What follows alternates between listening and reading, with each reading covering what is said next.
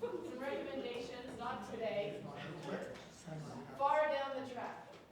But the reason we wanted to start this way, bring Jonathan in, help him to frame up this discussion for us, is because it's foundational. It's the foundation of everything that we need to think about in terms of land use changes. It's about fairness. It's about how do we parcel out these burdens on the one hand, benefits on the other hand, responsibilities, right? So that's why we just wanted to, it was a lot to think about just now, first thing, and it's a lot to take in.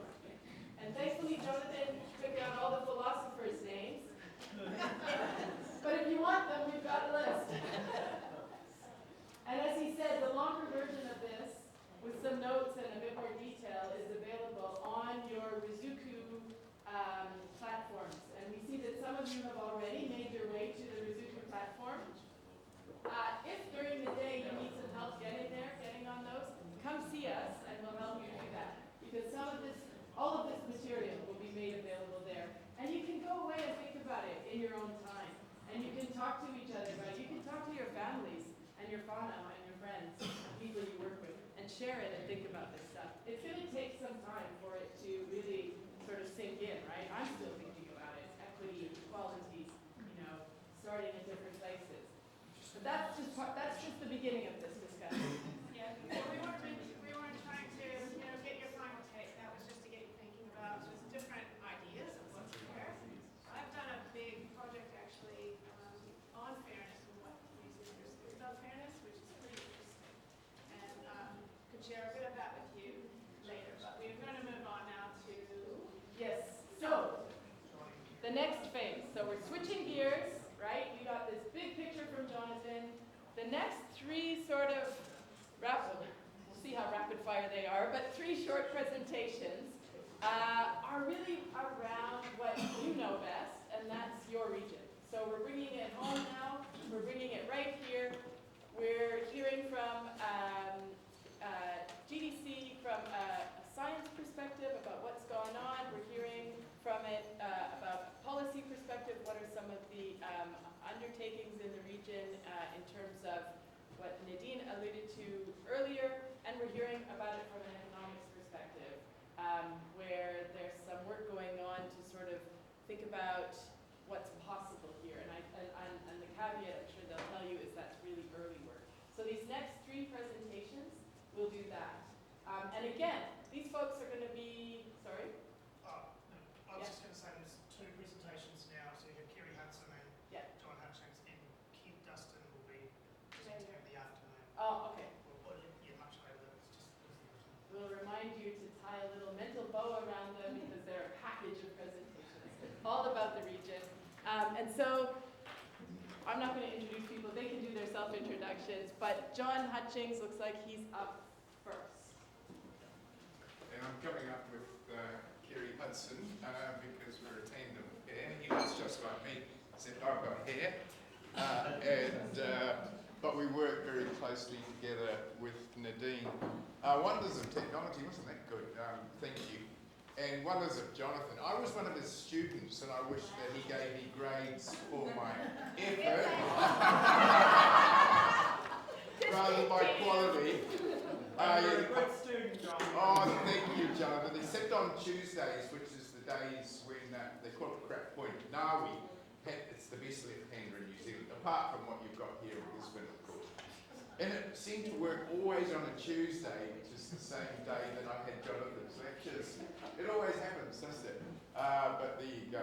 So I have the pleasure of working with Gisborne District Council on two tasks. One was to kind of construct a framework, because there's so much moving in this space.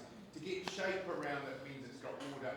That helps us all move forward. So I'm going to report a bit on that, but also to facilitate the transition advisory group, which Kerry will speak more about, a group of 30 folk who are right across the spectrum of interest, focusing on what we're calling LO3B, Land Overlay 3B, which is the rough, tough, eroding country up the back, into something that is more resilient and more sustainable.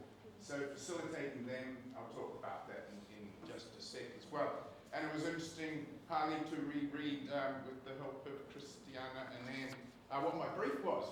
So that's important too. The reports and activities underway, so I'll talk to that a bit.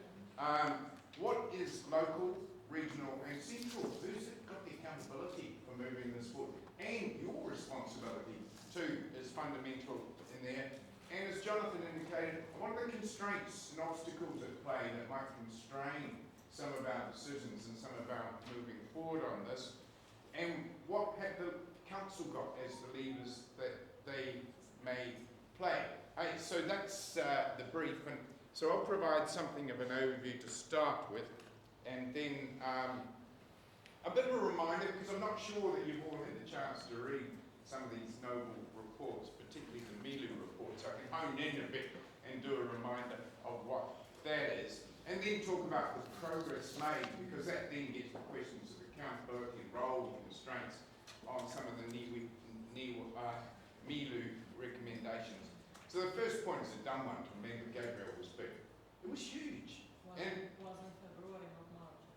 Right, got that. But when you think about it, it was a whole year of toughness, and the Matariki that you had here was big, variably big. And Anita, whose comms and engagement and superb support for Gisborne, said 2023 was a rough year, and they come in pulses, and we had one.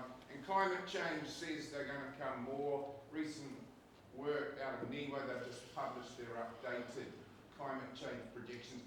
Wonderful graphics, good to look at. Go to their website and you can point exactly where you are, and it will tell you, depending how many years you're looking out, what you're in for. And we've got to have that, and that's part of our thinking going forward. What we've got now, what was 2023, hey, it's coming again, we've got to be ready for it. The consequence, the most visual, I couldn't talk about the sore, but we need to get to the depth and the health of the body, was huge volumes of woody debris on the beach, in the rivers, and in the coast. And the same in Hawke's Bay, and Auckland had its own storm, didn't they? The Auckland Anniversary storm, but different, more pluvial, rather than riverine in its nature. And if it wasn't for the efficiency of the emergency management systems that Tairāwhiti has, and indeed some foresight in the Waipoa flood scheme, hey, some of us love Shane, some of us hate Shane, but he did give money that enabled that stock bank to top up by a metre or so, and that was completed, I think, Nadine, just the year before. And what that meant, and Leader Brand were able to get veggies into the Auckland market within 4 days. Shane told me. Well, he told all of you in one of his releases. So those sorts of advanced thinking about effects helped out. And now we're going to think again about advanced thinking to manage these sorts of climate change effects up in the steep hill country, up the back. And the key then, in the light of the wound being so apparent on the beach, was the petition, 10,000 plus signatures from the people speaking, that government responded to. Remember, it was the Labour-led government. Things have changed a little since then, and set up the ministerial inquiry into land use, the Milu. Hiki Parata led that out. Outrage to optimism. You got any optimism yet? I mean, it's just an interesting little brand, isn't it, the title they put on it. We've got to return to that optimism, which means grabbing it and doing stuff, and from grassroots up, which is your task, will help us enormously with it. Some of the words in the media report, particularly up front, talking about what we needed to do: adapt to climate, enhance biodiversity, jobs and prosperity, don't keep those in the guts, flourish the economy, rich relationships. It was great meeting all of you this morning. That's critical. Leadership, be strong, have courage, commit to Te Reo Waitangi, and think about what constitutes more resilient land uses and what justice principles need to be applied in order to get there, the essence of the question that you've got at your heart here, reason for being. So that Milu report, 49 recommendations. Interesting, Cabinet took it, went through them all, and quietly parked about 9 or 10 or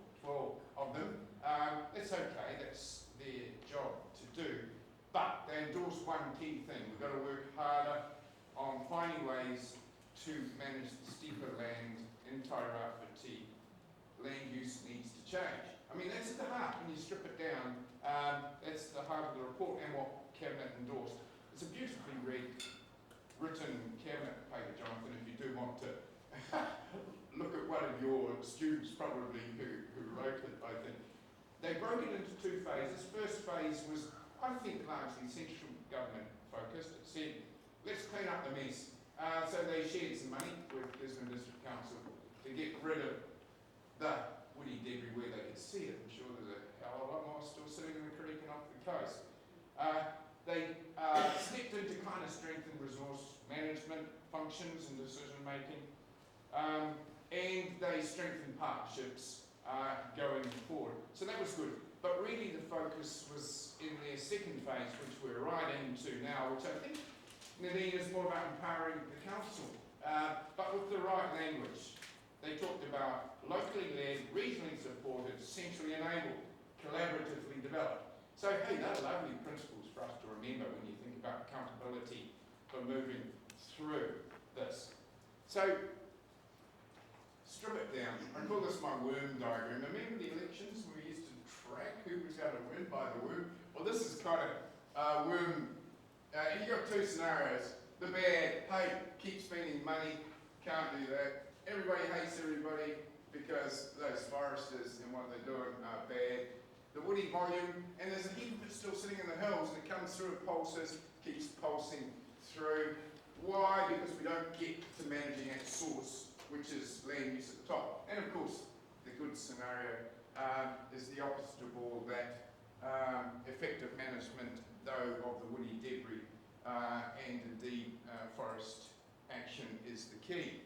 So here's a little reminder, a lot of words here, but worth remembering. Two columns, accountability out of the MILU primarily for central government functions. Here, accountability primarily for Gisborne District Council for moving forward on things.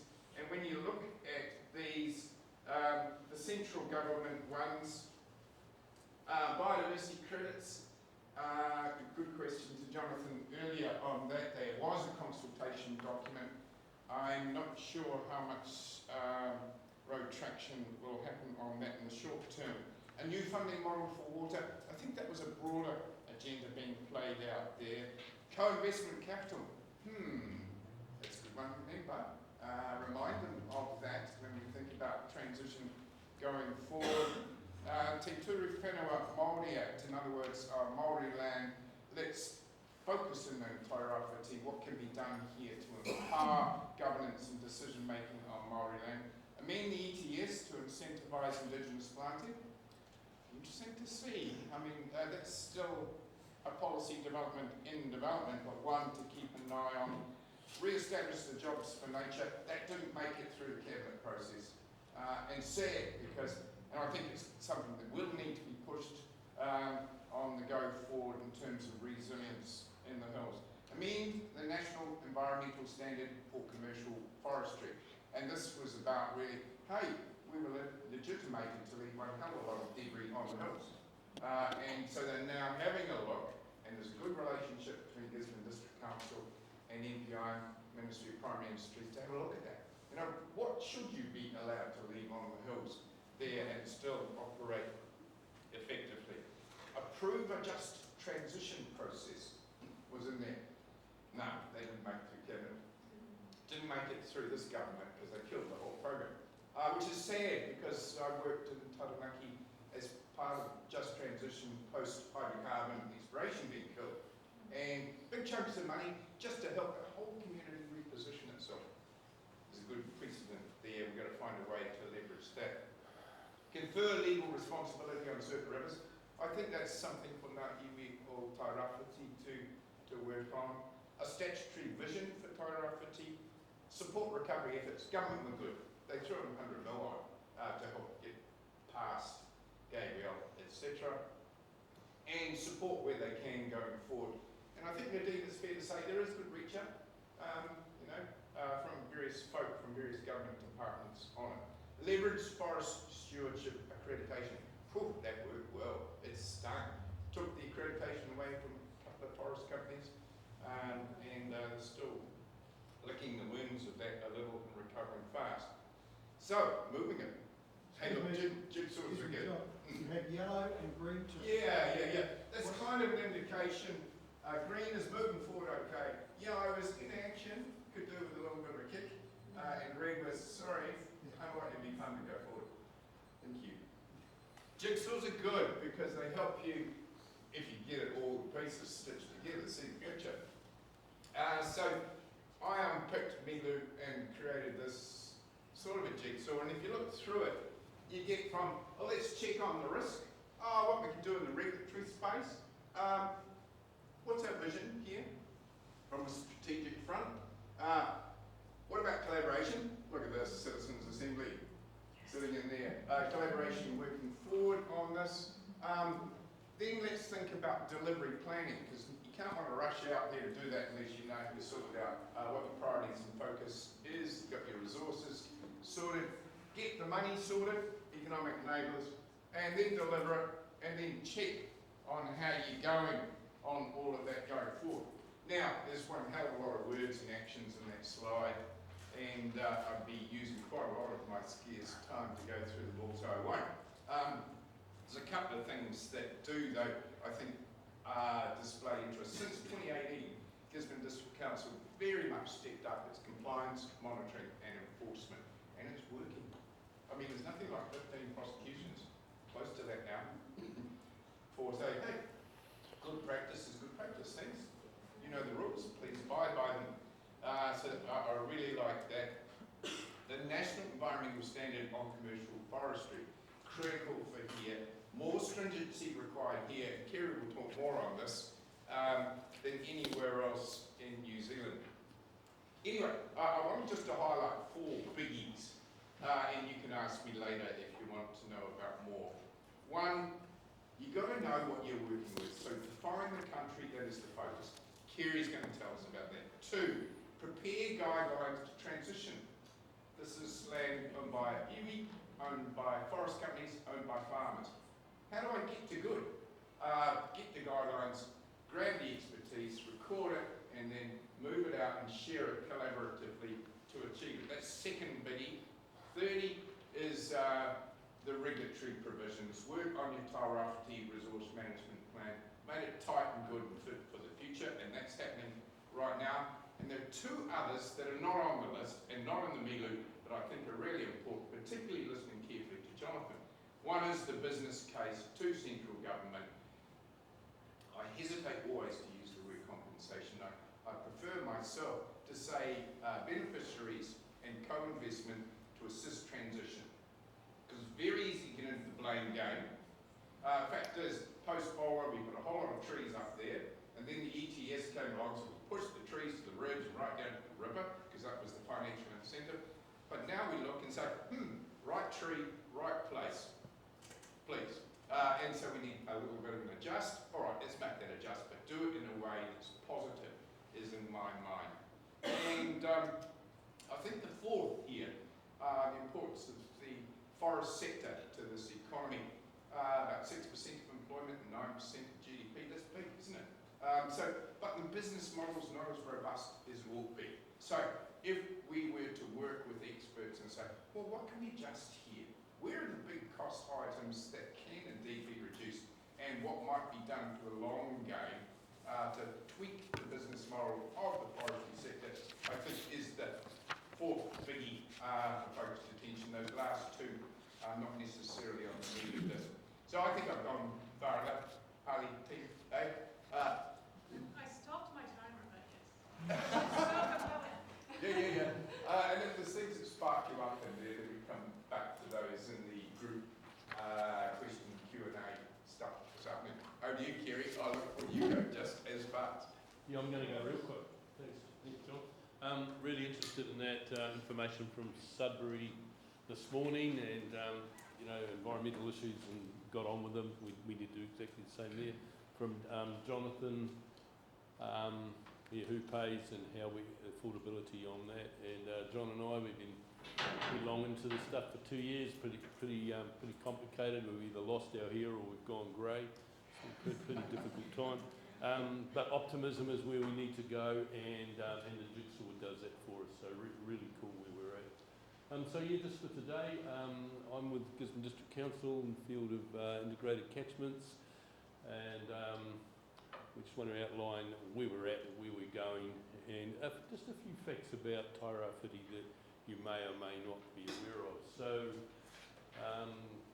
leading on from that, what has worked here? It's not all doom and gloom. It's just that we haven't got enough of what is good. What hasn't worked, and as John mentioned, we're looking at this transition, and we've had some really excellent support from our CEO Nadine. She sits on that group with us, and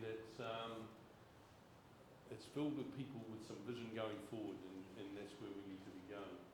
We need to get to areas where we have some permanent cover. You see in one or two of the publications they talk about this window of vulnerability, the time when trees have been harvested and we need to re-establish some vegetation on them. We need to get away from that on quite a bit of our land, and we've got something permanent there. So what is unique about here? It's our underlying geology. We have very recent rock forms compared to the rest of the world, really. It's very naturally fertile, but in saying that, it's also very erodible. So there's counter activities going on there. Our climate, we've got an excellent growing climate for trees, crops and grass, but we have these regular intensive rainfall events that are catastrophic for our region. Our people, we're about 1% of New Zealand, 52,000. A large proportion of our population identifies Māori, and that proportion is significantly more further up the coast. And land ownership up there brings a set of issues in its own right that I don't know is recognised that well at a government level, and we need to really focus on that going forward. I think at the council level we have a good grasp of where that is. Our region is 90% hill country. There's not many regions in New Zealand that are that. But on that 10% of alluvial flats, we generate a huge amount of income, so we need to protect them, we need to look after them. And 8% of the North Island, we have 25% of severe to extreme erosion, so we punch way above our weight, unfortunately, with that. And in New Zealand, of the commercial forestry, 75% of the very high-risk forestry is in Tairāwhiti. It's in our region. So that's something that's really difficult. We're in this little piece out here. So you see all the problems. We've got this piece coming underneath and this one moving. And so we're in a very vulnerable part of New Zealand over here. And once again, we're in sedimentary rocks, so laid down under the sea, and we have some very, very mixed up rock forms in here. I'll certainly go into that further with anyone who wants to talk more about that, but we have these softer rocks. Generally our geology younger out towards the eastern side and gets older as we go inland. This reiterates that point about how much of the vulnerable lands in Tairāwhiti. The one on the North Island, it's almost as if there's a shotgun cartridge that's hit Tairāwhiti on that, and we're red. On the Tairāwhiti map to the right there, we see the land that would be red zone if it was in forest. That's how much of our region is very high risk. Not much low risk off the flats in Tairāwhiti, and we also have our share of the orange. So we have this huge amount of land. And when you hear forestry is very difficult in Tairāwhiti, that's why. It's the land as much as anything. So here are some of our problems. This is Barton's Gully. It's legendary. Not much we can do with him. He is 80 hectares of eroding land, and while we can't do much with it, we need to stop more of our region getting like that. Same with here. This is on the back of TFL. And that's just oozing into the river, and up until recent times the answer to that was pine trees.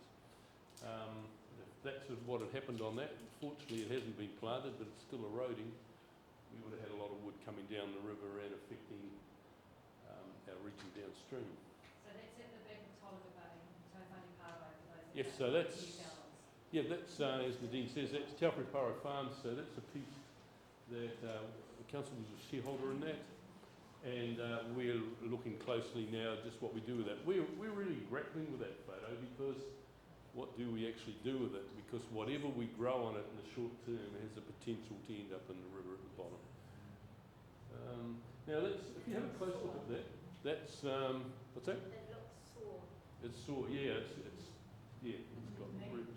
So you can see on here, I took this photo straight after Cyclone Bola, and you can see the sheep here, but that sheep way down the bottom too, so that's 200 or 300 metres down there. That thing's huge. Now it's all in pine trees, but there needs to be some permanent vegetation around there. We've got this lake formed in the bottom, it is so vulnerable. And those sheep didn't seem to be too worried at all, but home had moved on them something significant a week or so before that. In our land use, we're still, 40% of our region is in farming, 20% is forestry. It's a huge amount of land to convert into a forest in a region of our size, is that. And we've still got these areas of indigenous right in the western part of the region and Manukau Kānaka. But we're still basically farming and forestry in the region in terms of primary production. But the interesting thing to see here is very little 1 to 4 in total. A lot of 6, but a lot of 7. So class 7's land with severe limitations to pastoral use. So we've got a huge amount of 7 in our region, and 6, 7 and 8 is 80%. And that adds up to our hill country, which, as we mentioned earlier, we've only got 10% flat land. So have we had some successes? There has been some real successes in Tairāwhiti over the years. In all cases, farming, forestry and our indigenous bush, we just don't have enough examples of them. So this, for instance, here, we've got plantings in poplar and willow through here, have protected this. That's quite safe to harvest that area. In contrast over here, there's nothing in that piece, and that's problematic in terms of harvesting and revegetation. So this one's been a howling success. This one still needs quite a bit doing to it. Warwick will recognise this one. So this is Pukitoro on the Mata. You can see all the willow growing in here. So that is quite successful, and no one comes along and cuts those down every 25 years. We have to maintain them, but that is a very, very good outcome. And it's an outcome we couldn't work on for quite a while because there was no incentive to do that. There was plenty of incentive to plant forestry with nothing in the waterways. This one here, really good. They've planted all the waterways up. You will hear a lot of people saying about poplar and willow around our waterways. They are trees that have grown beside a river or a waterway. They've got too big and they've collapsed into it. These trees in here are on gullies and waterways that are too small to carry them if they did fall over. So they're not problematic like the big ones we end up on the beach. There's two distinct things there. Sorry, can I just ask you to clarify, when you say success, are there criteria to that? Does it mean it's just not eroding? Is that the main feature of success? We've stopped the erosion on these successful sites. Okay. We've slowed it right down. But the success of that is no one's going to harvest it. Yeah. And, you know, some of the best examples we have of good land use in this region are still farming lands on our badly eroded land. Like one of the options earlier on was total afforestation on that. It wouldn't have dealt with the gully erosion because it would have been radiata. And so we're back to square one when we harvest it. That is totally successful in comparison. Yeah. And in a forestry situation, so this is inland Ruatoria.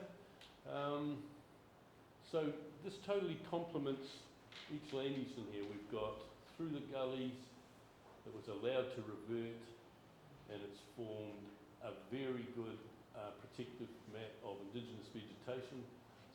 The pine trees here are on more stable land. There's a piece in here that we need to convert to that when they harvest them. But overall, we've got good quality forest on those areas, and that with the slowing of the rate of water running down the hill as they've grown has protected the indigenous. So that is a huge success compared to if it had just been totally planted and radiated. So we need to see more of that. We haven't got anywhere near enough of it, and that's where we need to go in time. This is just on the road between Te Puri and Ruatoria, so total success that we've got that vegetation left. It has eroded at times, but it's protected the land around it, it's protected that in there, and we've got reasonable water quality comes out of there with not much sediment as a result. So we've gone through how do we identify what's vulnerable, what's not. So we've done several aspects to this. We've looked at gullying. The colours I've got will show on the next photo, they're green. We've done that with aerial photography. We've done a big research using some very cutting edge technology in recent times to look at one, where we've got slips in the region, how bad they are, but then are they connected to waterways? So if we get, someone out the front here, if we get slips, it's one thing to have a lot of slip erosion, so shallow land movement, will they get to waterways? The other two we're looking at closely are slump erosion, a couple of photos coming up of that, and aggradation. So we need to look carefully at what land we need to have with permanent vegetation on. Now that's an assessment of the slip erosion that Landcare Research have done, and the areas we need to look really carefully at in there are the orange and the red up at the top, so that's where we have high connectivity to waterways, and we have moderate or high susceptibility to slip erosion. So even when it's only moderately susceptible, if we have a slip there, it's going to bring sediment to waterways. It's also going to bring whatever woody debris on it. So we need to focus on those two at the top in particular. So when we say slip erosion, we've got the scar, we have that slip. Does that material get to the waterway or not? That's what we're particularly interested in. And if it does get to the waterway, any woody material on it is likely going with it. So if we could cure that, and that's what we were aiming to go, we get rid of a lot of the problem in the region. So this is gully erosion. The photo's straight after Cyclone Bowler, and that's the areas that Mike Martin has determined we need to get out of clearfield harvesting. So this was planted in trees after Bowler. Those gullies are still badly eroding. We need to have other vegetation in there. This site's really problematic because those gullies are so active. So this one here needs to get away from that, and no clearfield harvesting in that. This is, once again, this is Taupiripara Farms, and we don't pick that up in the assessment. It's too deep, that erosion, so we're going around and mapping that individually. Fortunately, there's not too much of that in our region, but we have got it and it is a real problem. So when the river flows here in a big flow, it undercuts the bank and that whole face moves all the time. So that's a real dilemma for us going forward. And then this is a problem unique to the top of the coast in Tairāwhiti region is this riverbed here, in the time I've been here, so that's about 43 years, has built up 12 metres. So 12 metres, and Paul will be in knowledge that we've had 2 bridges there. We used to walk under one quite easily. That's gone. The next one is about to have the deck ripped off. So we've got 12 metres of increase in depth of that river, and so when we get a big flow, when we get the rain come along, it undercuts the boundary. So we need to look at what we're going to do with that area over time, and we're really struggling with that because the river captures the trees as it drives past. Kerry, sorry, is that just rising because the land that's slipping? Yes. Yeah, no, you raise a good point there, Sonia. What that's telling us is, and this is where Graham Atkins is so important to our region in terms of the indigenous forest. That's eroding because of the feral animals, and as that material comes down the river, it's building the riverbed up. So we've got on here, this is on farmland. Once again, this is a really good example of something that can go right. This guy here has planted all the gullies in, they're mainly poplar and willow, but he's also allowed a whole lot of revegetation to occur on the eroded areas. So the green and the red and the gold that we have in the photo is land that's either slipping or it's gullying, and that's where we need long-term vegetation. and that's what he's got. So he's achieved that quite nicely in this photo over here. So that, you know, when you say, what am I going to have to do? This fella's already done it, and he's done it well. We just need more examples of it. So we're working on those 4 factors, the deep-seated erosion, aggradation, but more so the slips and the gullies are the big ones. And we are going to develop them into a layer in the GIS that is areas that we really need to have out of permanent vegetation.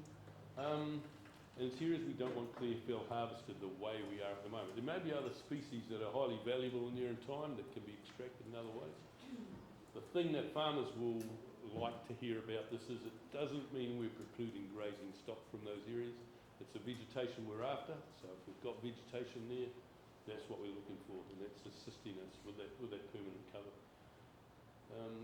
Kerry, when you say that vegetation, you're talking about grass species? No, we're looking at grass species in areas now. As part of it? Yeah, we're trying to develop a grass cover under it. So where we've got eroding ground, we often don't get that. Once we've got trees in there of some sort, so poplar, willow, and in those sorts of areas like that, that's doing the trick. You don't have to have it on all the grassed areas there. Keeping the grass on there is fine. But we need woody vegetation of some sort in those erosion-prone areas. And this guy's achieved it. In fact, he's gone beyond. So, yeah. You've raised an interesting point, though. I spoke to a guy just after the Cyclone Gabrielle, and he said his neighbours say, how much grazing you're losing under all those trees? And he said, I'm losing some, but productivity-wise, I'm still doing very well. After Gabrielle, his neighbours have got slips everywhere, and he's saying, how much grazing are you losing where you haven't got grass? And it's a very valid point. He's in a far more sustainable situation than some of these neighbours. One thing leading on to what I was getting at is fertility, is land fertility, is that part of what could help? Oh, no doubt. Yeah, and if we're keeping like retaining the soil, firstly, because it's finite. As it goes down the river, we don't get it back. But growing and a mix of legumes and grasses on there is incredibly valuable. And like super, like It can be, yeah, very much so. By So we're lifting fertility, getting the stronger thatch, getting the deeper root system, all part of it. Oh, there's a whole range of things we're looking at there. You know, when I first arrived here, there was research going into legumes, and a whole lot of legumes were discarded in this region because they don't tolerate grazing. In our forestry situation, we shouldn't have animals, so those legumes would be ideal now. So we need to revisit all that. But in the farming situation, the legume grass mix is still ideal. So John mentioned about the transition group. So this is we started this off about 3 months ago. So we're looking at how we assist landowners in getting to this permanent woody vegetation. We're looking at options for all land uses. So it's forestry is a real big one here because we have so much of it and they harvest so regularly. And they've been on pretty vulnerable land. They're actually pushed onto quite a bit of vulnerable land in the region, some land that they shouldn't be on. Farming, really critical there that we carry on with that, and a lot of our indigenous vegetation going forward. We've got people from all walks of life in that group, so farming, forestry, Maori land, people with background in indigenous vegetation, people with background in nursery, so indigenous and exotic species. Some of our exotic species other than radiatus are going to be incredibly valuable going forward. Trees that coppice, so a tree that grows when you cut him down, he's still alive. He's not like a pine tree and he dies. There's some real value going forward in them. Some of them grow very fast. We've got people with quite a bit of riparian management background, people from the community. Really important that we have MPI on that, and they've been really cool in moving us forward, and several council staff, and really well supported by Nadine, our CEO, in keeping it moving. And we, as John said, we're forming a set of guidelines. What do we do on these areas of land? What are some of the funding options and costings to it? If we go to the government asking for funding to do this, the things they're going to want to know is how you're going to do it and how much is it going to cost. And if we can take that they don't have to go looking for it. So that's a huge move in the right direction, and coming from a group from a wide range of land uses and interests is going to be really helpful. And we're bringing a whole lot of interested parties together on this. And yeah, as I said, we take a list of solutions to the government, and hopefully that's what they're going to jump at for us in this region. Just a few things on, how do we deal with some of these? So to me, there's an area here at about that level that we need to have something permanent on. Some of the stuff up here is fine if we had permanent vegetation on this lower stuff. Because you can see it's difficult to log, it's steep, wood ends up in the river, so we need to retreat from that. And I'd be very surprised if anyone's made money off that lower slope. So why are we pursuing that? Once again, you can see this is pretty steep, and a lot of wind throw on there, so we've already lost a lot of trees through wind, and they are very difficult to retrieve. So why are we on some of that? That's a result of aggradation. So I mentioned earlier on, this river's risen about 12 metres in my time here. This is the loss of the first bridge. I've walked under that bridge, and we were there the day we ripped the deck off. But that's now about 6 metres underwater now, under the gravel. So that's how dynamic our region is. That's pretty unique. I did a resource consent application for this block prior to any logging, prior to anything. There hasn't been a chainsaw in there. And that all came down in one event, and it was between when a forest manager had done a harvest plan and when I did inspection for the consent. He hadn't seen that, and it happened in that time between. So that's some of the difficulties we've got, and as those trees get bigger and bigger, this problem becomes huge. Same with this, what do we do with that over time? Really quite difficult, it's gone too far. That's that photo we had earlier on. That's a pretty unique picture. That's on the Marta Road, and everyone said, why did you take that? But that power pole is hanging about 20 feet in the air. So the land below it has dropped away. That's how dynamic our region is. Yeah.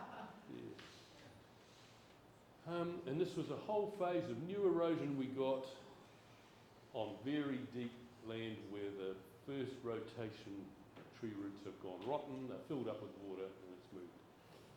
And that's us. So. Thank you. I first want to say thank you for that, both of you. That was great. And I love that the citizen assembly was quite central in John's slides there.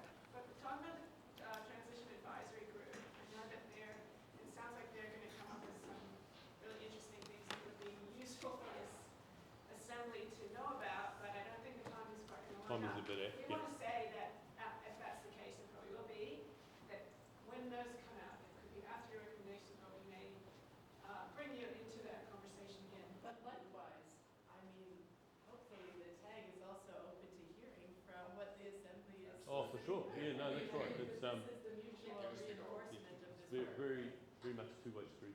Yeah, so, and also to point out, John talked about just transition process, which you mentioned, ME doesn't fund that anymore but this is part of it. We're like the grassroots just transition process here, that's what you guys are here for. So, yeah, just questions for these two. Kerry? Well, we'll get the hard one out of the way first. What's my middle name? Kerry, I just wanted to know, with regard to looking at land use and transitioning, etc., we have had a couple of, the deluge of water in the urban sector spaces like hilltops. We've seen some quite tragic incidents in New Zealand of land use buildings, people's houses, coming down in storms, etc. Is that part of the conversation too? We're a little separate to that, but that's something we certainly need to look at going forward. But a little bit separate to where we're at the moment. Where we identify some of this land close to the urban area, we're going to have to work on that, and we would certainly include any buildings in there, but it's the vegetation change we're looking at. Yeah. Because when I look at what you've got as science data right in front of us, evidence suggesting we should be in some places. Is that enough of a strong, you show that red, orange, that's a vivid looking at what we've got in front of us. Is that a strong enough kind of point to those who make some of these decisions to just say it was a stop? Yeah, so we looked at it with a forestry company in the Ruatori area on Wednesday, and we worked out what was the land we've identified there, but also an operational boundary for them, and we weren't too far different. So we were looking at that quite closely. They're not the same, but they weren't that different either. And we came away with it agreeing on where we needed to go. So 2 points in there. One, Jonathan's played well to the urban environments, planned relocation, and indeed post-Gabriel with Erosion, new public service commissioner here, providing assistance around classifying land as 1, 2, 3, with 3 being, sorry, you're just in the wrong place, time to relocate. Is there second, the guts of your second part of your question was, so how much are we talking about in terms of farm and forest that we're going to get out? And we've done some preliminary numbers, about 30,000 hectares of forestry, but probably only 20 of that is productive. About the same amount, 30 of farm, needing to transition to the success end, and I think there's 10 or 15 odd of indigenous that's sitting in that LO3B. So that gives you a bit of a handle on what we need to work with in terms of getting to the soil up in the hills. Because then it flows on into economics around transitioning jobs for our young people as to what should they be considering as far as opportunities in the digital and other spheres that are not specific. Or indeed in assisting with indigenous revegetation. Yeah. And so the thing that's difficult to sort out is we've identified this 3B. A lot of it is not that productive, and you're better off having it in trees, and if there's carbon initiatives, that's a far better outcome. Yeah. In terms of harvesting trees in there, you're often losing them. That's where a lot of our problems arise with slash. But also in terms of productive area, while we're saying it might be 20% of the area, it might only be 5 and possibly 10% of its productive. So the loss is not that great. Some companies have already, well, I've been over at 1 or 2 companies actually saying we're more profitable without that. Well, something. And then we'll come back to. So I just had a question about the percentage of land use. So you have farming currently sitting at 41%, Yeah. I think it was. What is that in comparison to 10 years ago? Like, Yeah, so, what's the driver of our change? so, correlates to the increase in forestry. so I'm a bit older than 10 years ago, but 1960 we had no commercial forestry here. Now it's 20% of our region, and most of that would have been, in fact all of that would have come from farmland. So back in time, going back to then, we would have had possibly 60% of our region in farming. We may have more indigenous as well than when we had then.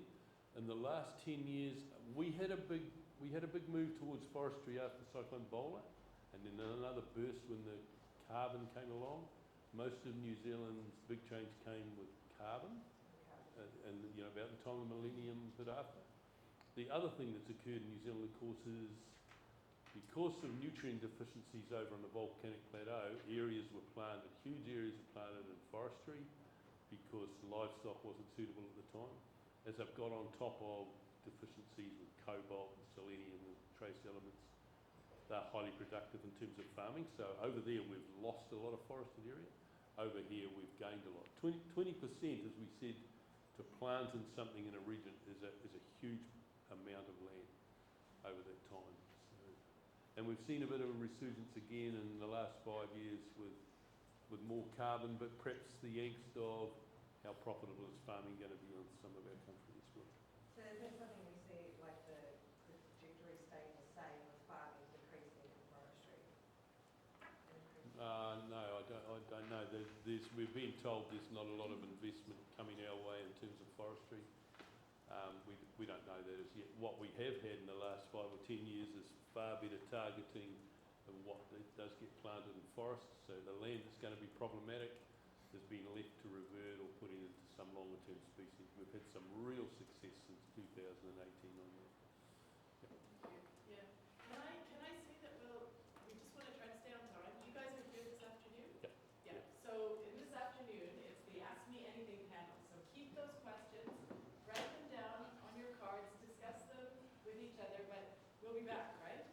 I've got, most of the photos I had in there, I've got an A3 just on there, Yep. so we can spread them around, and I've got a few That's others. great. We'll Yep, get that. just there. Yep, we'll get that done, and we can also upload photos to our own, to the Rizuku site as well, if people want to have a close look at those. But keep your questions, write them down. And so now, we've just got 10, 15 minutes left before lunch, but we're going to Zoom, what's it? Yeah. Can we ask Jerry a question first? I'm gonna say this one. Hey, how hard is it gonna be? It's only gonna, I'm just asking you, what happened to the 3A overlay? So 3A overlay, so what we talk about, what it's talking about is we had this overlay of land, and there was a requirement for, I think, a tree cover on over 3A land, and in our region we legislated for that, and there was funding to do it. In forestry situations, most of it occurred, but we did end up with quite a bit of a warrant where we had radiata on land that we don't really want radiata on now. In farming, the time frames were not really long enough, so we got quite a lot of pole planting, like the piece we've got on Pukatoro. That was all 3A, and that all happened in time. We did have a lag at the end of the farming because that needs to happen in packets over time, and the time frame was too short. So we still have some of the 3A on farmland that didn't get affected, or didn't get treated. But a lot of the forestry did. We've had a lot of indigenous reversion on a lot of our 3A lands since it came in, which has been highly successful. Some of it could have been funded and hasn't, but it's still occurring because of the reduced stock limits.